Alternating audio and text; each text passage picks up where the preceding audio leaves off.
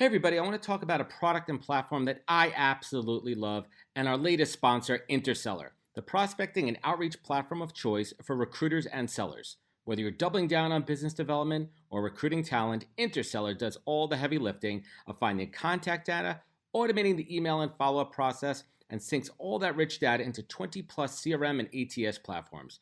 Reach out now and get going on a 2-week free trial and let them know you heard about it from Adam on the podcast today. Check out the link on the website. Appreciate it. Welcome to the podcast, where we introduce you to incredible humans who share their journeys with the mission to inspire you to harness your own inner tenacity to drive your life and career forward. And now, your host, Adam Posner.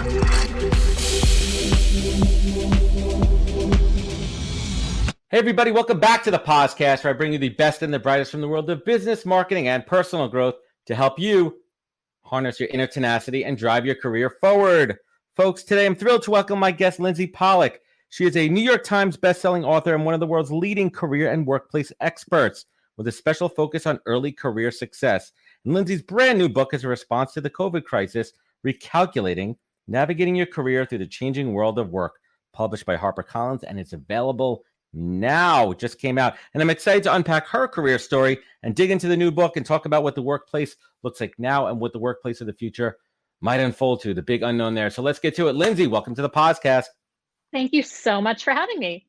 Awesome. And I like to start every show because it's important to understand where people's expertise comes from and where their passions come from and how the heck did they get into the world that they're in right now. So let's go all the way back. Let's go back to college. And back in college, you were inspired and you advised a lot of people on the same subjects. How did you first discover, back in college that people and leadership was your calling? So I didn't realize it at the time, and that's a big part of my story. But the huge aha moment for me was my senior year of college when I became an RA. And I loved it. I had never been so happy. I thought college was about academics and extracurriculars. And I was like, Right. I don't care about any of that. I love hanging out with the younger kids and mentoring them and, telling them how to avoid my mistakes. So that really was this huge aha moment, which of course I then ignored for the next 5 years and kind of funny went how that on and works. thought I should go into media and I should work in a magazine. So I started my career in the .com boom. And it was fine. I worked at a website called workingwoman.com, which I loved. I'd probably still be there, but it went bankrupt like a lot of .coms. And I had this gift that the CEO of the company, as we were like in bankruptcy, gave me my little purple Sony Vaio laptop and said, take this and start your own business. You can do it. Wow. And I didn't mean to. I kept job hunting, but 9/11 happened really soon after that. And it was a really hard time. Reminds me a lot of the current COVID environment. And I started freelance writing and giving little workshops to like Girl Scout troops and junior achievement clubs. And I loved this idea of how we figure out our careers. So that was almost 20 years ago. I'm very self-taught. I've written 4 books, and each one was the book I wish I had had like 5 years earlier. So my first book was Getting from College to Career. And I really kind of think of myself as building my career as an RA for life. So I probably would have been happy in student affairs or recruiting. I didn't know that stuff existed. I didn't know what HR was. So I now work with those people, and I kind of wish I had started there, but this is kind of how it turned out. Listen, it's a journey, and let's take it back. I mean, it's interesting. My brother was an RA at UMass, and I asked, like, what was that decision? Was it a financial decision? Because a lot of people, they decide to be an RA to, defer some of the costs of college. What was that reason? What was that? Hey, you know what? I'm gonna be an RA/narc. I mean, RA. Sorry.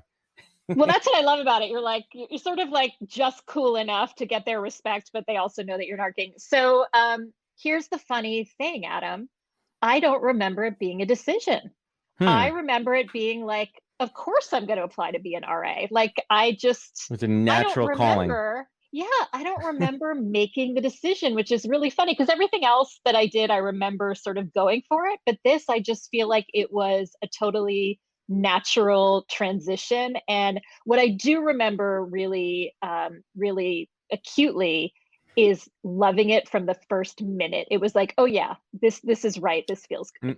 And let's talk about, without giving names, but talk about a difficult situation you face as an RA that really, looking back now in the books that you've written, in the speeches that you've given, a big lesson learned as an RA that you've applied now?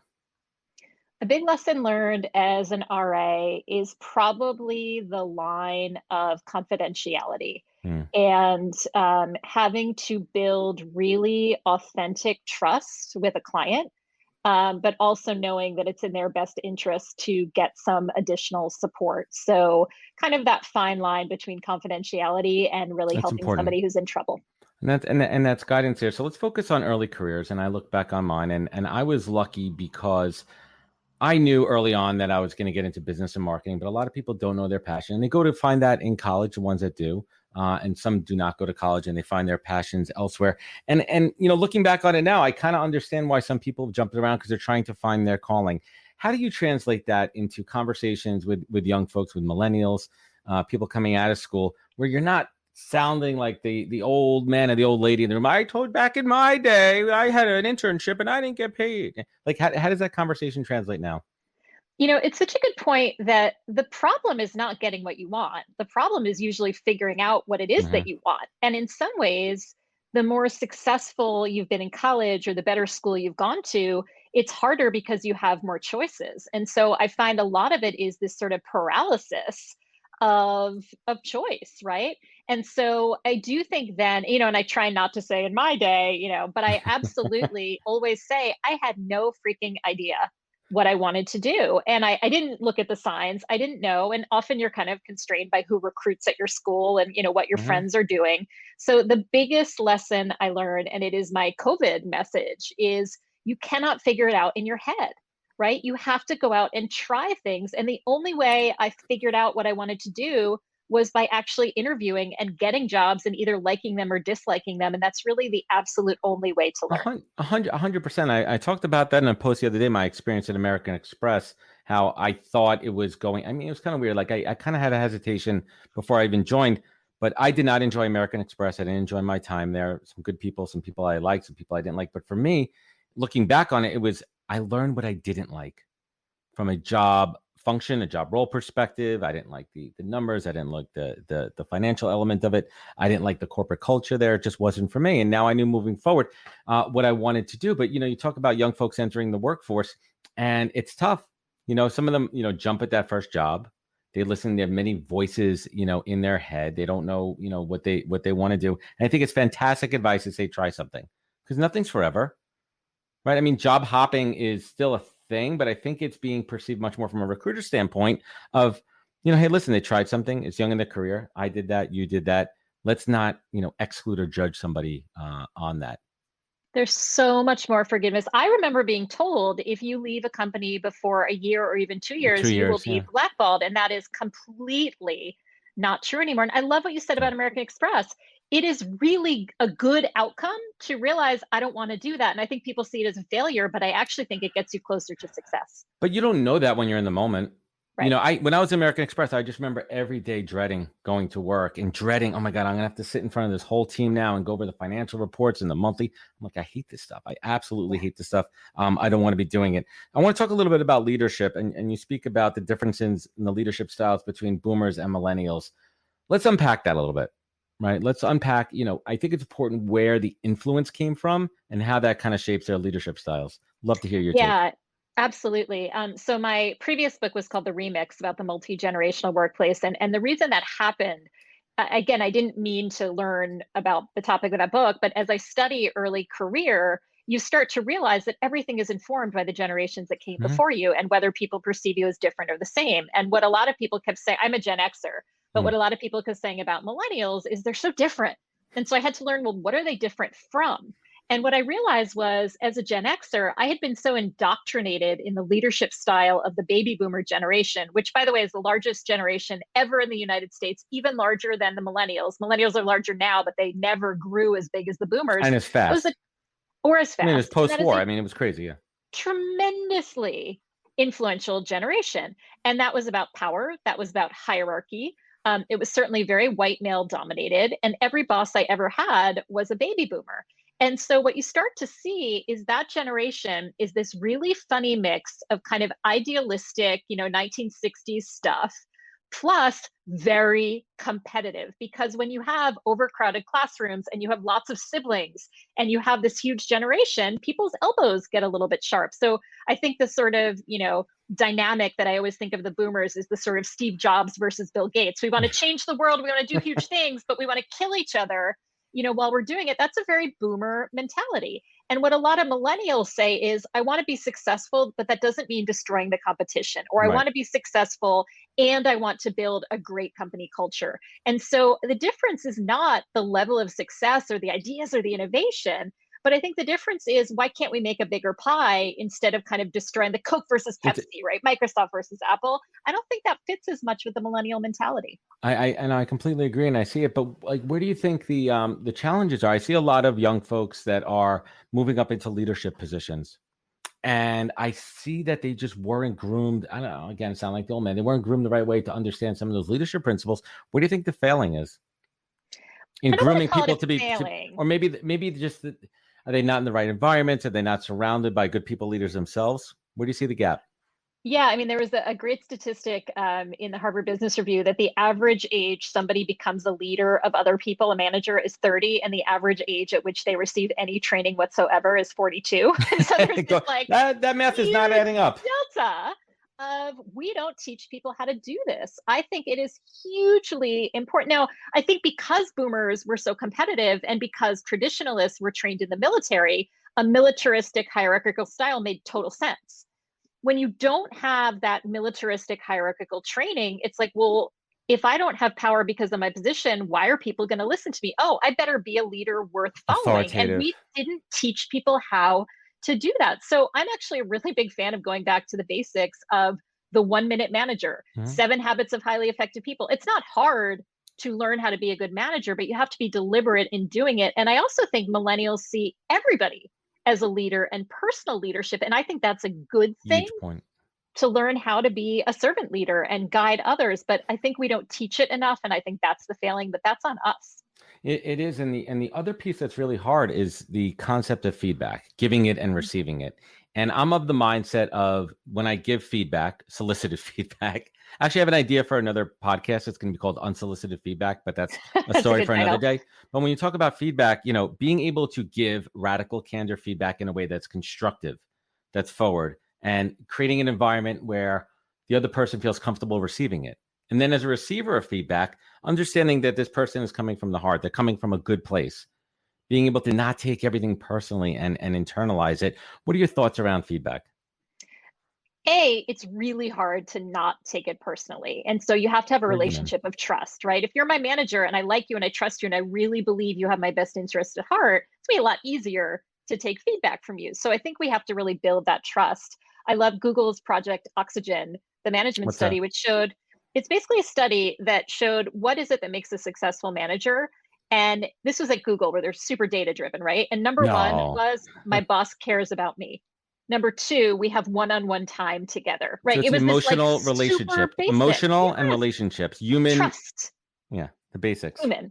So I think we have to go back to that. And in a virtual environment with COVID, even more. Like, the number one factor of whether employees feel engaged is whether their manager turns their camera on when they talk. It's whether we have one-on-one time. So I am the biggest fan of the 1-minute manager, because it takes all the drama away from feedback. And it says, every day we have such a good relationship that I catch you in the moment doing something right. And I say, Adam, really like how you redid your shelves. And Adam, Thank you. next time I think you should do X, right? So it's just that relationship of trust over That's a good time, as example. opposed to the one annual review where it's Right, the monthly check-in, continue feedback. That's excellent. So let's shift. I want to talk about, the first book that you put out, The Remix: How to Lead and Succeed in the Multi-Generational Workplace. What was the impetus for writing that book? I'd love to, understand. Like, it's so funny when I talk to first-time authors, and, what drove you? What was behind the first book? So that was actually my third book. Oh, geez, sorry.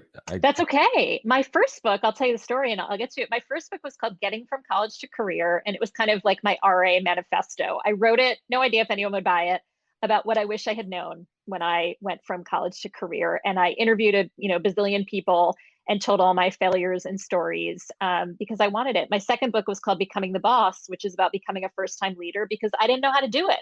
And so I researched it. And The Remix, the book that you asked about, was that I had always specialized in early career, and I love that niche. I'll be in that niche forever. But I realized you can't just keep your eyes down in your lane and No. not look at what else is going on. And so I said, I got to figure out what's the history here? What led to this moment in time? And why do I feel as a Gen Xer that I really am different from the millennials and the Gen Zs? And then recalculating the new book was, when COVID hit in March of last year, and I was sitting there and went from a full calendar of speaking gigs to a completely empty calendar and said, how am I going to get through this? What am I going to do? And I thought, all right, go back to your original playbook. When you're not sure what to do, you research it. And so that's exactly what I did. So that's always been my model, is what book is missing from my shelf that I wish I had. Oh, I love that approach. But let's talk about the multi-generational workforce. I mean, right now, I think, correct me if I'm wrong, I think there's at least 3 or 4 generations that are currently working. 5. And the interaction, the engagement, some of them are very similar, but there's differences. And you're also in a place now where you have boomers and what's the newest one out right now? I don't even know what it is right now. Gen Z is the youngest, but then our kids are probably what they're calling Gen Alphas. Right. So the Gen Zs, they're 21, 22, entering corporate America. That's a huge gap. They're basically, reporting all the way up to their parents, and it's a different dynamic. How are you seeing, these senior leaders adapting a positive way and being open to, all right, this is the new way. This is, we have to be more hands-on. We have to be more, emotionally cognizant, that EQ element of it. What are you seeing out there, and how are you coaching some of the senior leadership to engage with the younger workforce? Adam, I'm so glad you asked the question in a positive way. What are the opportunities as opposed to the challenges? Because that's how I really like to see it. So there are 5 generations in the workplace. The reason is not because young people are coming in. Young people have always come in. Always. That's just the flow. That's the flow. The difference is people are working into their 70s and 80s. Yes, the retirement age isn't 55 like our parents, and they're in unions and in careers for 20 years, and they hit their mark, and that's it. That's exactly right. So we have the more financial stability is not there. It's not. Yeah. There are more people over the age of 85 working today than ever before. People are working longer, some because they have to, because of financial realities. I think COVID is going to lengthen that even more. And some because they want to, because they're vibrant and they want to stay engaged. So I always say, look, we're more alike than we are different as human beings. The difference is in the expectations you bring to the workplace. So if I am a baby boomer, I expect that I will probably be on site, that I will probably have a desk, that I will probably interact. If I am a Gen Z, I will expect that you will give me high-speed Wi-Fi and that you will probably interact with me on Slack. Doesn't mean we're different human beings. It means that I expect something different. As a Gen Xer, I didn't expect most of my bosses to be women. Today, I would probably expect, coming into a company, that half of leadership would be female. It's again, not right or wrong, good or bad. It's that the times you engage in, and where I've really seen this with COVID is, I told you my story about, losing my job right before 9/11. Have I ever been through a pandemic? No. But have I been through a really tough national tragedy that I was very similar? Very similar. And so I don't have all the answers, but I have some experience, and that makes me different generationally from someone who hasn't. So it's not your fundamental personality. It's what have you been through? It's your experiences. And I think that's the big shift in how you apply that. And you talk about 9/11, where it was very similar in the fact that it was a single day, one-time tragic event. This has been ongoing for a year, they're apples and oranges. But the takeaway there was a fundamental change in everything after that day. There was a fundamental change in America after March 13th. There was a fundamental change, and there's a shift. There's a shift in leadership. There's a shift in thinking. And a huge uncertainty. And I think that's the biggest part of it. And, I'm kind of going off script here, but let's talk about that. Let's talk about the uncertainty and how, leaders and people who are people leaders in organizations should really be mindful about the entire organization. And it's tough because, one side of it, I'm a believer that there's so much collaboration in the workplace, physical workplace, and we've seen great collaboration remotely. And I'm a big believer that there has to be a balance. There has to be trust. There has to be choice on the employee side. But I am of the mindset of, hey, listen, a lot of us were in the office beforehand. We loved it. There was collaboration in there. It was culture and vibe. And I think we're going to get back to it. I think we need to get back to it. There's a lot of people that can't work well from home, but we want the choice. The hard part of those conversations are going to be coming very soon. when companies open back up and they're asking people to come back in. How are you coaching, your clients, and even, younger folks who come to you with those challenges of like, I don't know what the hell's going on. I don't know what it's going to look like. What should I do? That was a long-winded, diatribe there, but no, it's so important. And what I remember about 9/11 was the utter uncertainty of what is the world going to look like tomorrow. And it was almost unseemly to talk about work, right? And so I think in the early days of COVID, it felt Sure. tacky to job hunt, right? Because there's so many bigger things going on. So I remember that feeling very acutely. So a couple of thoughts. I think the burden really has to be on leaders. I don't think the burden should be on an entry-level employee to kind of figure out and navigate this. So I really admire companies right now that are being clear in their communications. For instance, a company that says, well, I think we might go back in July, but it might be August, but it might be September. I think that prolongs the uncertainty. So if you can at least say you absolutely will not be asked to come into the office before September 1st, then you're able to decide on your rent, decide on your parents, manage decide on what to expectations do. and make decisions. Hey, listen, we're going to stay up in Connecticut for the next 3 months. I'm going to extend this rent. I can manage, I have kids. We could figure this out. So any level of certainty, I think, is really important. Right. I mean, you talked about in one of your recent blogs how important it was for leadership to focus on transparency. Is there any limit or ceiling on transparency? Like how transparent? I am pretty open on transparency, and I would always rather you're a little too transparent than a little too private. I believe in pay transparency. I believe in, obviously, with legal issues aside, I don't think you should publish everybody's, social security numbers online. But I think often if we err on the side of transparency, we're going to be in the right direction. Side note, and just kind of popped into my head, I've seen a couple of companies do this where they literally share everyone in the company's salary transparency. What are your thoughts on salary transparency? I think it would lead to a more equitable world. I think the discomfort of it would be overwritten by the fact that we would be in a more equitable workplace. Yeah, I mean, I'm kind of on the fence with that one. And I think I'm skewed because of I am a recruiter and I have the salary conversation all the time. Right. And it's just, it's kind of throws that one, kind of throws that one off, a little bit here. But in your opinion, going back to work, what do you think that magic formula is going to be? I think you're right. I think we're going back a lot more than people think we are. If I had to give a prediction, and I know that's a dangerous business, I think A, we are creatures of habit, and B, we are social people. Young people, I think, are driving this more than others. Work is social. Work is where you meet friends. I'm very concerned about the mental health challenges of isolation. I think a lot of people are really, really struggling, and companies have to acknowledge that. And I think a certain number of people really like the flexibility. So what I would predict is, will more people have flexible schedules and work from home? Absolutely. Mm-hmm. Can it be a differentiator for a company? Let's say you're recruiting two different companies, and one says, you know what, we're going to allow people to be flexible, and the other says, we're going to call in the office. That gives employees more choice. So I think in some ways it can be a differentiator. Do I think the whole world is changing and we're all going to work flexibly? I don't. No, and there's a lot of other pieces there too, namely real estate, lots of investments into that. A lot of jobs it's really important to be on site, especially from a culture standpoint. So let's transition and talk about, the new book, Recalculating.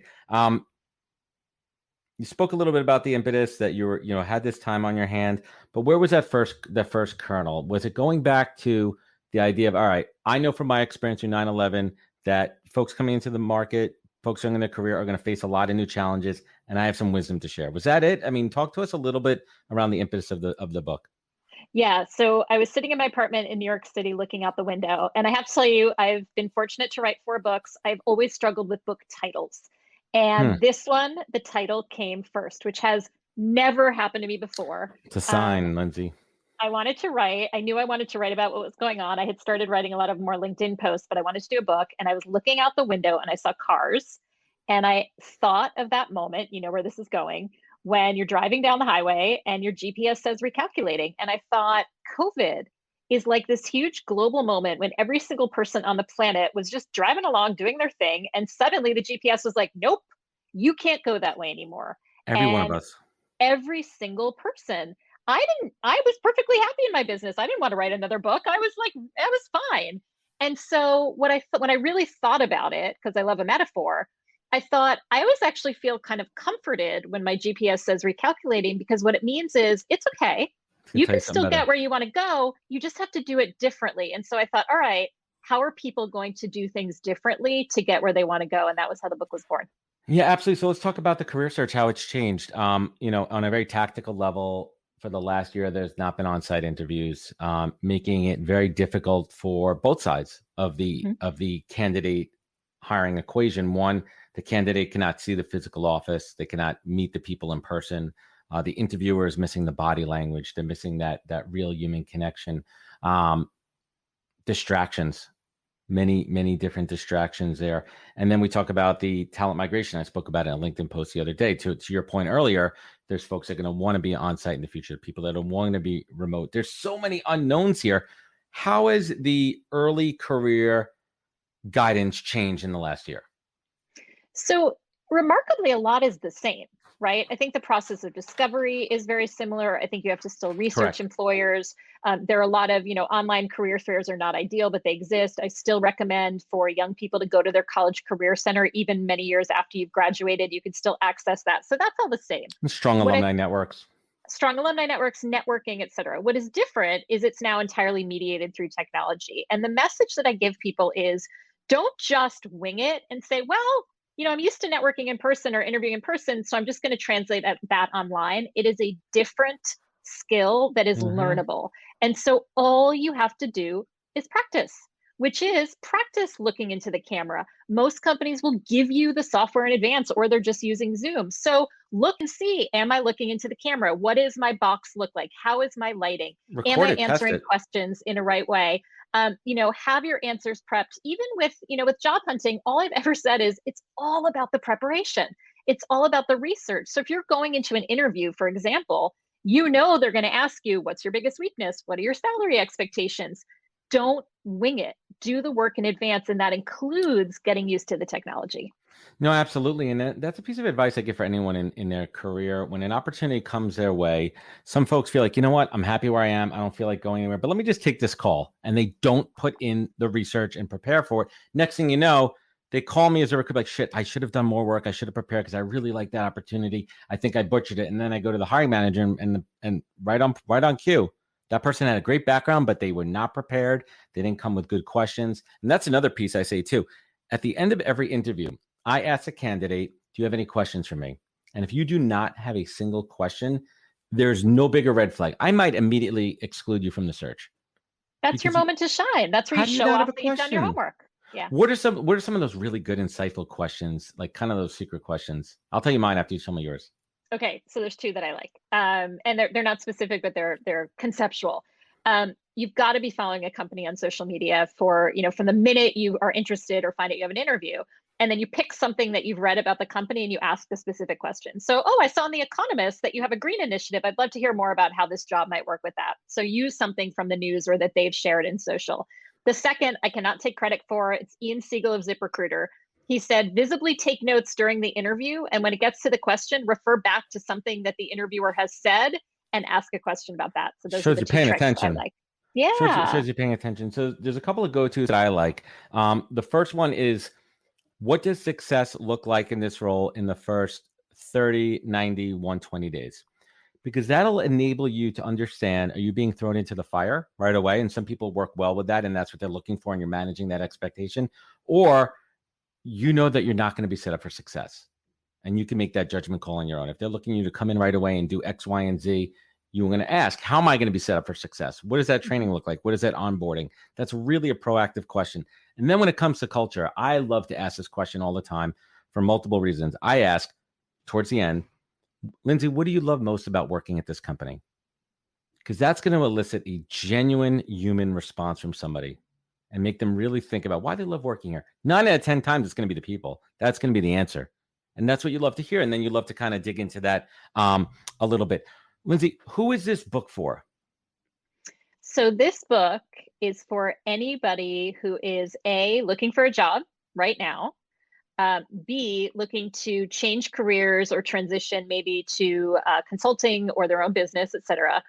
And I don't know if I said 1, 2, and 3 or A, B, and C. Third is anyone who is in a job and saying, you know what, I can't coast. I need to kind of adapt. So I have a hashtag, we are all recalculating, which means it's for everybody, but it's really for anyone who's saying, I think I need to do things differently because of this past year. how do I reposition myself for success? No, I love it. And what would you say is the number one key takeaway from this book? We still want people to go out and buy it. We'll give the where to get it at the end. But like, what is that golden key takeaway? Can I please give two? Two. One's gold and one's silver. You can even do bronze if you want to do a third. Oh, I love it. Thank you. I have 5 rules for recalculators. I'm going to give you the top 2. Number 1 is to embrace creativity, which is you cannot keep doing things the way you've been doing them. You have got to cast a wider net, be creative. When I found out that I could not give speeches because there were no events, I had to get creative. So don't keep doing the same thing over and over and expecting a different result. Insanity, as they say. Number 2 is to prioritize action, going back to that idea of how do you figure out what you want? How do you figure out what to do? You've got to try. The biggest mistake people make is they don't apply to jobs, they don't network, they just sit at home and worry and wonder.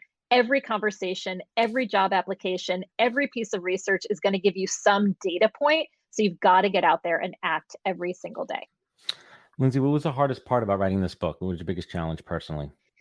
So this is really kind of awkward, but I had we like awkward on the podcast. Good. Oh, good. I thrive in awkward. That's how I built my career. Love it. I had never addressed mindset in any of my books. I was like, here's what you do on LinkedIn. Here's what you do in the job interview. Here are my tips. You know, you and I have been very like tactical, but I realized like that is not going to cut it right now. There is such a well-being, mental health, mindset component. So the entire first chapter of this book is called Adjust Your Mindset, which is if you don't believe it's possible to get a job, if you don't believe that you are vibrant enough and active enough, you are never going to get anywhere. And so I had to kind of dig deep of, you know, the honesty and the authenticity that there are struggles. There are bad days. I know I thought back to my experience at Working Women. I loved my job. I didn't want to get laid off. I had to mourn that and get over it in order to move forward. And so I really got much more kind of authentic and transparent, to use your word, about sort of the mental struggle of career change and transition. And that was a bigger part of this book than I've ever written about before. And it's hard to be vulnerable like that. I mean, it really is. And I think vulnerability is something that's really emerged over the last couple of years, where it's okay to express how you feel and be open and honest. I mean, I talk about that in my career journey, and I've been talking a lot about that mindset piece. I go to the parts of my life and my career when I've been out of work, and it goes back to that word tenacity and staying focused, eye on the prize. And there are days that are terrible. You're just sitting there looking at your computer, waiting for that email to come in. Why are they not responding? And being able to manage disappointment. Yeah, I think that's a huge part of the mindset piece. So let's bring it home here. And I love asking, you know, a similar set of questions to all my guests because it's the way I learn, and I love different perspectives here. So Lindsey, what is a single greatest piece of advice that you've ever received that you take action on every single day of your life? Keep building your contacts. Everything happens through people, and that's what makes it fun. So relationships are everything. Oh, 100%. I'd be remiss if we didn't talk about our mutual love of peanut M&Ms. I'm going to assume you're going to choose peanut over plain all the time. Oh, please. Don't insult me, obviously. Do other people choose plain? I don't understand. I personally mix it up. I'd say I'm like 70-30 with the peanut. I love plain M&Ms too. I could eat them like nothing. Really? I'm totally uninterested. I'm totally uninterested. But peanut M&Ms for me are like, they're kind of like a meal replacement, not a quality, you know, nutritional meal replacement. Yeah, but they're delicious. Basically a health food. They're basically a health food. One of my biggest vices is when I travel by myself, because if I'm traveling with my wife or family, I'll get shit for this, is I will literally get like the family size bag of peanut M&Ms for a flight. Oh yeah. And that's my meal. Like literally, like I will eat the whole bag. I pretend at the Hudson News that I'm like buying it to bring back to my family. I'm like, oh, the kids will love this. Like the novelty one where it's a giant plastic head and I'm just on the plane. Did you know you can buy office break room size from Staples? So that's my new go-to for my home collection. Do you freeze them? I freeze them too. I like them refrigerated. I haven't frozen them. Yeah, but they come in that big giant plastic like gallon kind of looking thing, and you just watch the progress of how gross you are by eating them. Well, it's you should put little like marker marks on it, right? Like put a marker like in a date to like track your groceries. I don't want to know. Anyway. I don't want to know. Lindsey, you know, what would you say, you know, you do better than anybody on this earth that makes who you are? What is your superpower? Oh, I love that. My goal, and I hope I achieve it, is to take what I learn and translate it so that other people can learn from it. Oh, that's huge. And we've been talking a lot about the crisis, the pandemic. Yeah. I like to focus on the good, and I like to talk about silver linings that have come out of the pandemic. And I love if you could share one personal silver lining and one professional silver lining that you've experienced over the last almost 13 months. Oh boy. Personally, I'm going to go with friendship. I've gotten a lot closer to some of my friends. We go on walk and talks. So that's been just a tremendous joy of the pandemic. It's always hard to find that time in real life. And I think we've all kind of carved that out.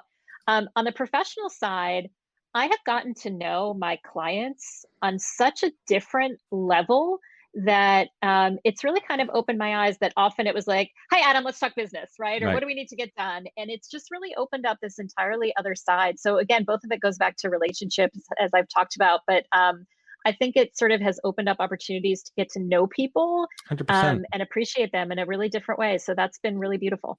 Oh, I love it. That's fantastic. And last but not least, we all need to have a focus in life. We all need to have a compass that pulls us up when we're down.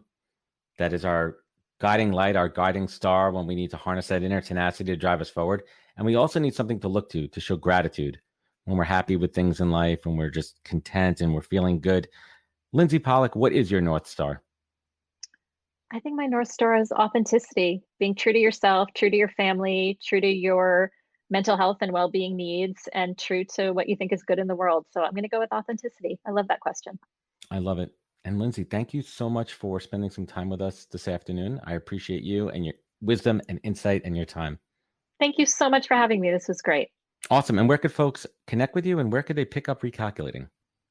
LindseyPollak.com, and I'm on all the socials. And I urge you to buy Recalculating at your favorite independent bookstore. Shop small. Yes. Awesome. And everyone watching us live, everyone watching us home, thank you for spending some time with Lindsey and I. You know where to find everything about the podcast at thepodcast.com. Follow us on all the social media channels. If you love this episode, please leave a comment, a review, a ranking. It goes a very long way into helping spread the great word of the podcast. Remember, take care of each other, stay 6 feet apart, and catch us next week for another great episode of the podcast. Wisdom is forever, but for us, it's time to go. Thank you for joining us. Luckily, we'll be back with our next episode soon, jam-packed with more incredible humans. Thank you for listening, subscribing, and sharing. To join the conversation, search the podcast on LinkedIn. And to catch up on past episodes and more info, please visit www.thepodcast.com.